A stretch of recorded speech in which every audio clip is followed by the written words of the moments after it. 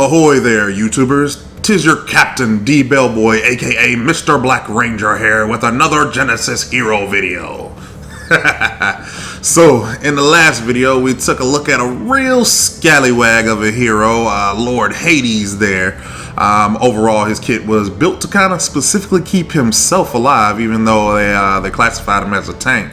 But on top of that, the build that they suggested even was pretty much kind of turned him into a bruiser, though. So, yeah, really good hero there. If you guys want to check out that video, it'll be linked in the end there on the end card here, or you can check in the description for the playlist of heroes. Okay, business talk. If you like the vids, go ahead, thumbs it up all day. If you don't, you don't. You know, I'm not gonna be mad. You guys watching shivers me timbers enough already. And if you're digging the content I'm making here on the channel, go ahead and subscribe and hit the bell afterwards so you get updates whenever I upload. Okay, so today, you mangy sea dogs, the hero we'll be taking a look at is none other than the Scourge of the High Seas himself, the one and only Jones. Okay, Captain Jones here. They classify him as a tank support. So let's go ahead and get into that lore and background. A rapacious space pirate, Jones is the Kraken of his industry. None escapes his ever-reaching tentacles. His background, in the regions surrounding the ocean planet of Orca, the notorious space pirate Captain Jones is known by all. Devious and ruthless, Jones is the pirate king of Orca. He threatens Orca with his tyranny and plots for power. His reign of terror was finally ended by the Human Federation, and his war for profit came to a cease as well. Since he already made a huge profit and the Human Federation isn't a pushover, Jones decided to lie low and live peacefully. When the Joint Alliance was created, Jones offered to supply weapons and arms to the Alliance. The humans rejected his offer at first, but thinking long term, a partnership is much more beneficial, so they agreed. On the one hand, the humans would get their weapons, on the other, they could keep an eye on Jones. So as they always, what is it, the great saying there, the enemy of my enemy is my friend kind of thing, but not so much in this case, just my enemy is my friend, so yeah. But next up, let's go ahead and take a look at them skills that pays the bills. Jones's first skill, Mechanical Harpoon. Captain Jones fires a mechanical harpoon in the target direction that drags back the first unit it touches. If the harpoon catches an enemy unit, it instantly deals damage. Its energy cost respectively is 90, 100, 110, and 120. Its cooldown is static at 10 seconds. His second ability is Ensnaring Tentacles. Summons 2 tentacles around the target or around Captain Jones if no target is present. Tentacles randomly attack nearby enemies, targeting enemy heroes first. Enemies hit 3 times in a row will be ensnared. Its energy cost is a static 80, as well as the cooldown, it's a static 18 seconds. His third skill, which is a passive, is Buried Treasure. Captain Jones receives extra gold for killing enemies and has a chance of digging up buried treasures. Treasures can be picked up by both friendly and enemy heroes. And lastly, his ultimate, Kraken. Jones slows and marks a target. After 2 seconds, a massive enraged Kraken throws the target into the air and deals damage to nearby units. The Kraken assists Captain Jones in battle for a few seconds. Its energy cost respectively is 100, 50, 200, and 250. And its cooldowns respectively are 90 seconds, 80, and 70. So yeah, my man is he's a hook monster. So what is it? Richter, as well as Crank Blitz from Dota, I think it was, or was it from League? I can't remember. I get these things all mixed up. But yeah, he is a He's a skill shot man. So we want to pull somebody in close, hit him with the tentacle, hit him with the tentacles, basic attack him a little bit, and try to keep him within the tentacles there, and then pull out the Kraken for kind of extra deeps there, or if you got multiple enemies. Honestly, he's really good in the honest. Yeah, now that I look at it, a team fight, just popping and snaring tentacles and Kraken, dealing with literally just dealing with the entire team at that point. Because ensnaring tentacles, if they hit enemies 3 times while they're within there, stun and then just deal maximum damage. So really, really good kit for dealing with single target as well as multi-targets. Next up though, the recommended loadout that for Jones here. So first is the movement item. Atomic Stompers cost 4,050 gold, give plus 80 movement speed, plus 150 health, and plus 300 energy, as well as plus 6 health regen and plus 2 energy regen. Its active skill, Hero's Generosity, restores allies' health by 250 and energy by 135 in a 700 radius around the wearer. After being restored to max health, any additional regen is applied as a shield with a duration of 15 seconds. And the passive aura regen is regeneration.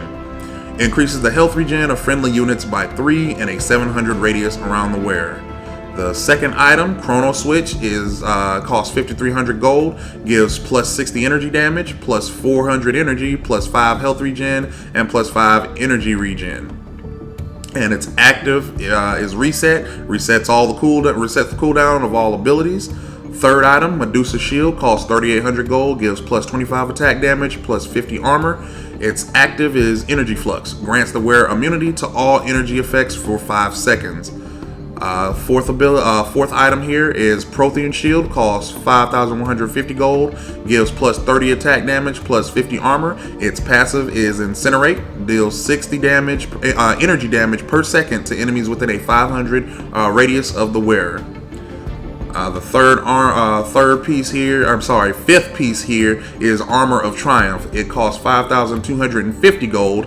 It gives plus 60 armor, plus 20% attack speed, and its passive is Champion's Aura. It gives 3. First one, the Defense Aura, increases armor of friendly units by 25 in a 900 radius around the wearer. Second is Armor Reduction Aura. It reduces the armor of enemy units by 25 in a 900 radius around the wearer.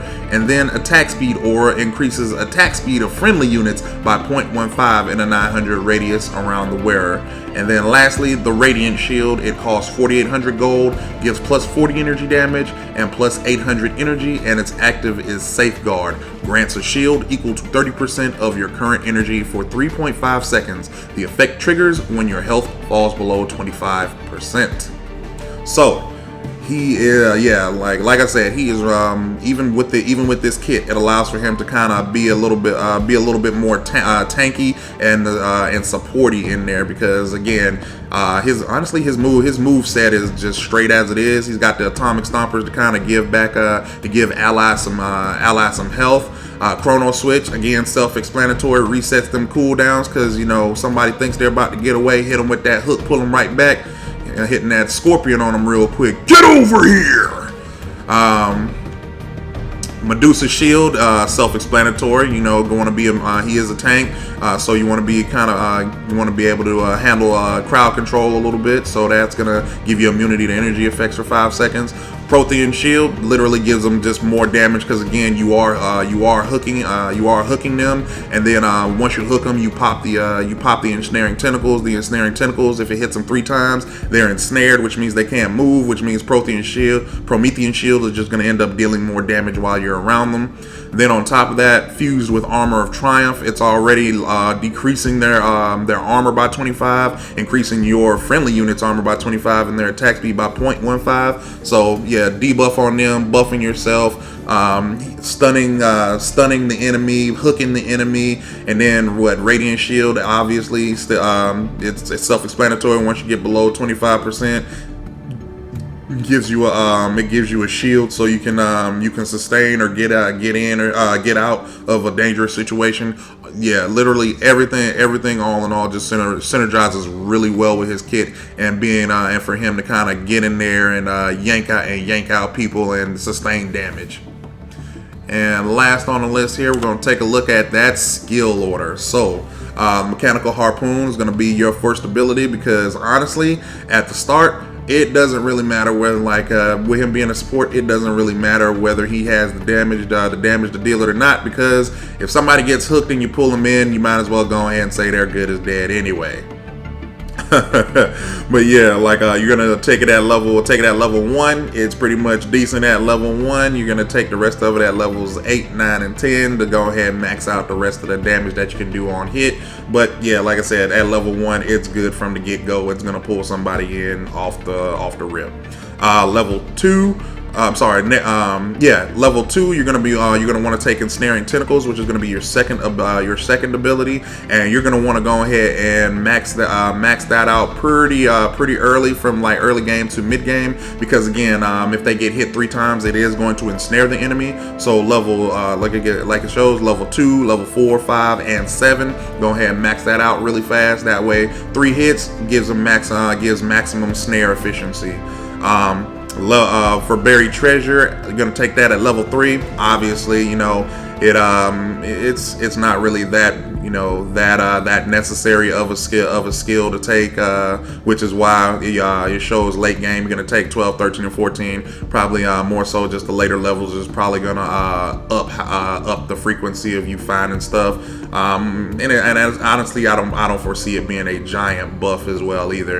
And then lastly, like always, the ultimate, you take them respectively at levels 6, 11, and 16. Well, that is Jones, ladies and gentlemen.